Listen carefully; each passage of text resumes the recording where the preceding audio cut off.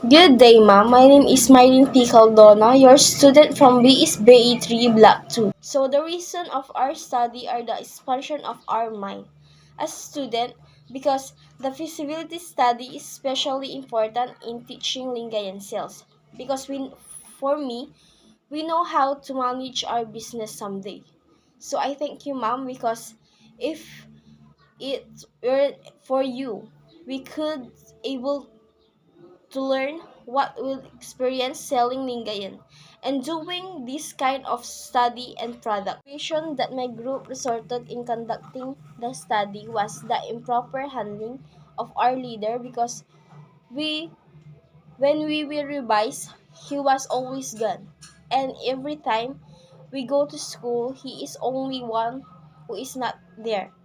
We think he should be the number one who is there, but he is the number one who is not there. So it seems wrong what happened in our groups because when group 4 joined as wrong, what happened? Who was close when our leader in group 4 was they he wanted to be with us to make products that we should be there and also observe that he would prioritize his work more than his responsibility in the feasibility study in our group. Table 2.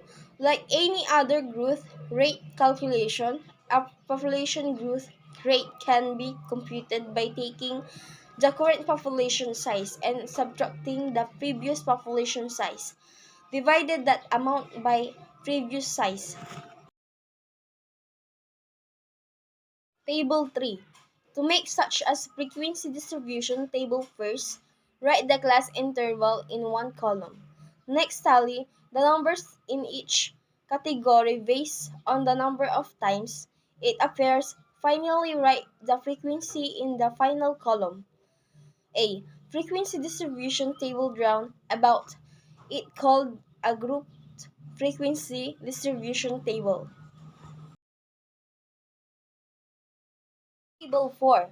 As a statistical tool, a frequency distribution provides a visual representation of distribution of observation within a particular test. Analysis often uses a frequency distribution to visualize or illustrate the data collection in a sample. Table 6. Frequency distribution in statistical a graph or data is set organized to show the frequency of occurrence of each possible outcome of a repeatable event observed many times. Simple examples are election returns and test scores listed by percentile. A frequency distribution can be graphed as a histogram or pie chart. Table 7. Number 1. Find the range of data which is the difference between the largest and smallest variable value. Number 2. Find the interval width. Number 3. Determine the starting point of the lowest interval. Number 4. Determine the ending point of the lowest interval. Table 9. Expected annual issue. Safety stock. Reorder point. Forecast demand. Table 10. The slope of the historical supply equals the change in price divided by the change in quantity. Table 11. The supply percentage in both tables are computed by dividing supply to demand and its figure in forms of pesos and bucks are 43.94% and 50.70% respectively. The unmet demand is the difference between demand and supply. The market share is computed by dividing the business capacity to unmet demand. Table 14. To determine how much the cost, you multiply it by your customer acquisition cost, either ideal or historic average.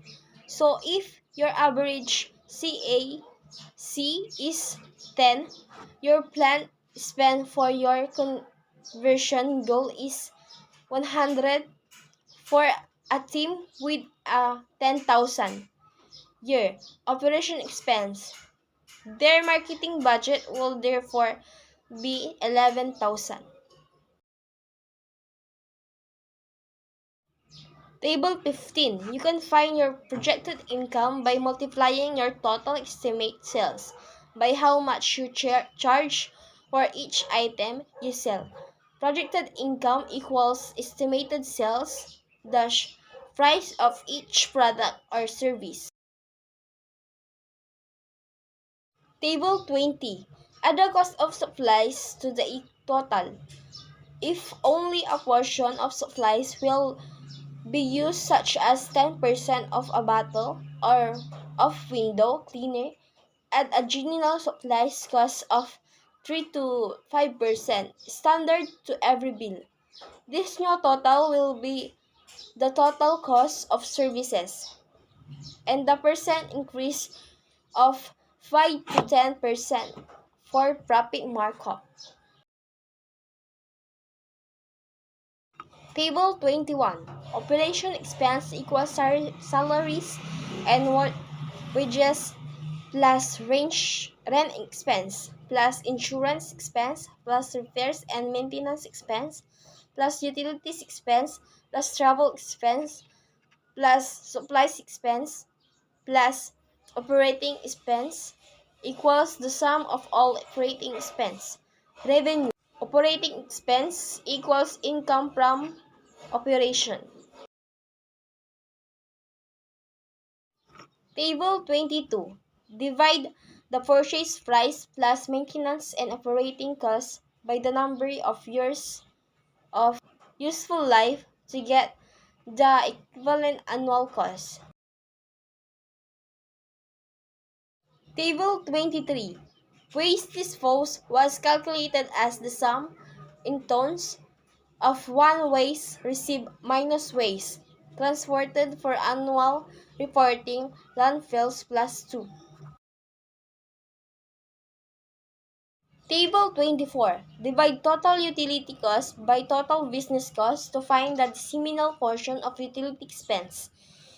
For example, if your annual utility costs are 25,000 and your total business expense are 400,000, then the portion of your total cost represented by your utility cost is 25,000 divided by 400,000 or 0.0625.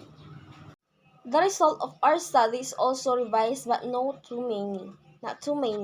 But when it comes to our products, it's okay ma'am, we also bought a lot of our products, not even big, but it's okay to exchange our type. For me, this study is important to us because here we learn to give importance to something that it is discarded that can be monetized.